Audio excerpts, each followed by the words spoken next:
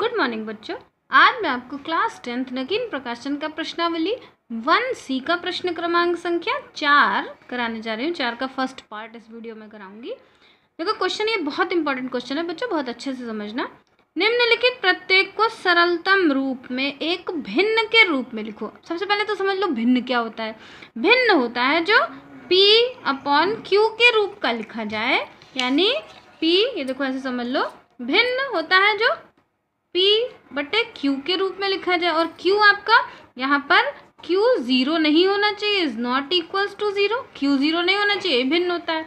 अब इसमें क्वेश्चन में देखो दिया है इन्होंने 0.5 के ऊपर, ये देखो ये बार लगा हुआ है। बार का मतलब क्या होता है, जैसे देखो जिस नंबर के ऊपर बार लगा होता है, जैसे देखो यहाँ 5 है, 5 के ऊपर आपका बार लगा हुआ है, यानी 5 को हम चाहे जितनी बार लिख सकते हैं।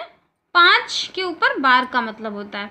और एक चीज़ और समझ लो कि इसके ऊपर बार का मतलब होता है, जैसे ये नंबर है देखो 0.5 है, अगर इसके ऊपर बार नहीं लगा होता तो हम दशमलव खत्म करने के लिए हम क्या करते, हम इसके नीचे दशमलव को हटा के और 5 बट्टे भाई दशमलव के बाद एक नंबर है तो 10 से गुणा कर देते, नीचे भाग दे देते। तो ये इसका मतलब एक नंबर का मतलब होता है 10 से इसको भाग देना। अब आप क्वेश्चन से समझ लो। सबसे पहले हम क्या करेंगे, ये हमारे पास क्वेश्चन है, डाल दो हल। इस नंबर को हम मान लेंगे x के रूप का मान लेते हैं, तो आप लिख दो x बराबर 0.5 और इसके ऊपर बार। सबसे पहले हमने ये लिख दिया। अब इसको देखो,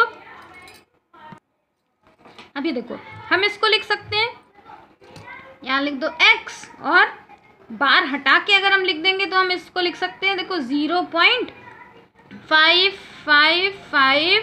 कई बार आप लिख सकते हो, लेकिन हम सिर्फ 4 बार लिखेंगे, है ना।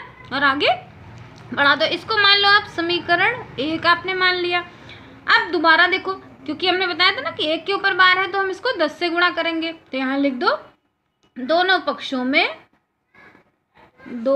पक्षों यानी इक्वल के इधर वाला, इक्वल के इधर वाला, दोनों पक्षों में 10 से गुणा करने पर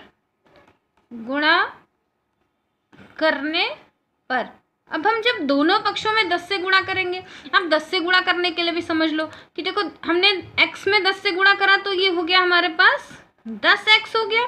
लेकिन अब इधर जब 10 से गुणा करना है तो आपको गुणा करके नहीं दिखाना, आप ऐसे समझ लो कि एक नंबर के बाद, जैसे अगर 10 से गुणा करना है, जैसे इसमें समझ लो ये आपका एक नंबर है, देखो मान लो ये नंबर लिखा हुआ है कि 0.55 है ना, 6 ऐसे नंबर लिखा हुआ है। अगर 10 से आप गुणा करोगे तो एक नंबर आगे शिफ्ट हो जाएगा, तो नंबर क्या हो जाएगा आपके पास 5.56 हो जाएगा। अगर हम इसको 100 से गुणा करेंगे तो ये 2 नंबर आगे बढ़ जाएगा, यानी हो जाएगा आपके पास 55.6। ऐसे 3 नंबर से गुणा यानी करना होगा 1000 से गुणा, तो 3 नंबर शिफ्ट हो जाएगा।